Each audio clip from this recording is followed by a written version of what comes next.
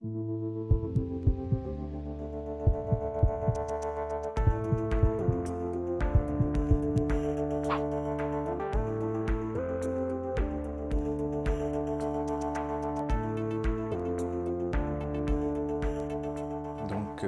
projet s'intéresse au syndrome métabolique qui, comme on le sait bien maintenant, est l'association de plusieurs facteurs, notamment une surcharge pondérale qui va se caractériser par une localisation de la masse grasse au niveau des viscères, par la présence souvent d'une hypertension, par une insulinorésistance qui va provoquer une dyslipidémie et qui va engendrer probablement des états prédiabétiques, voire diabétiques.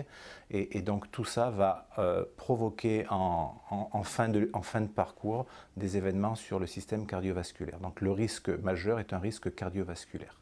Notre programme donc va chercher à associer une diète restrictive pour réguler l'alimentation et une activité physique pour augmenter la dépense énergétique afin d'essayer de combattre ces événements dont le cardiovasculaire va subir des effets négatifs.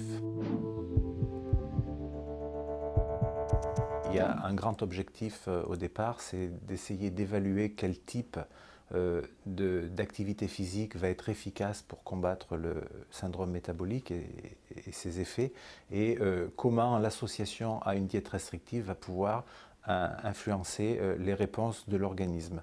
Quelque chose d'important, c'est la compliance des personnes. Ça va se faire en deux parties. Après une première partie où on va faire une éducation à la santé pour montrer quel type d'alimentation et quel type d'exercice ils doivent s'auto-approprier, on va essayer de montrer pourquoi, à partir d'un certain temps, la compliance chute.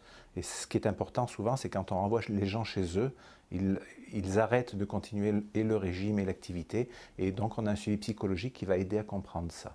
La deuxième partie de la réponse, c'est essayer de comprendre quels sont les mécanismes qui sont mis en jeu dans la réponse du système de la masse grasse, des adipocytes, du muscle lui-même, et puis un peu plus profond, du tissu osseux qui va être touché par le traitement et par la pathologie, et dont on ne sait rien pour le moment dans ce cas-là. Alors, en ce qui concerne les approches expérimentales que nous allons utiliser, elles vont concerner tout d'abord une physiologie et une analyse comparée du modèle humain et du modèle animal. Concernant le modèle humain, nous allons proposer une diète restrictive qui sera d'environ 5 à 600 calories en moins par jour pour chaque patient, sachant que ces patients sont déjà des personnes qui ont tendance à manger beaucoup et à être au-delà des normes. À ceci, on va associer une activité physique qui sera soit pour certains groupes orientée sur un travail en endurance, qu'on va baser environ à 70% de leur maximum. Et puis d'autres groupes, par contre, feront une activité plus orientée vers la force ou la résistance. Et on essaiera de voir, bien sûr, en fin de compte, quelle est la meilleure modalité qui va apporter les meilleurs résultats. Concernant le modèle animal, nous allons faire les mêmes investigations. Après les avoir rendus malades par une alimentation appropriée, nous allons les faire courir ou les faire se contracter sur des grilles de façon à mimer l'endurance ou la force, et on va les restreindre ou non à une diète. Et enfin, le modèle animal nous permettra d'aller plus loin dans l'investigation des mécanismes mis en jeu au niveau des réponses des différents tissus, alors que le modèle humain sera plus bénéfique pour comprendre quelles sont les réponses cliniques à la pathologie.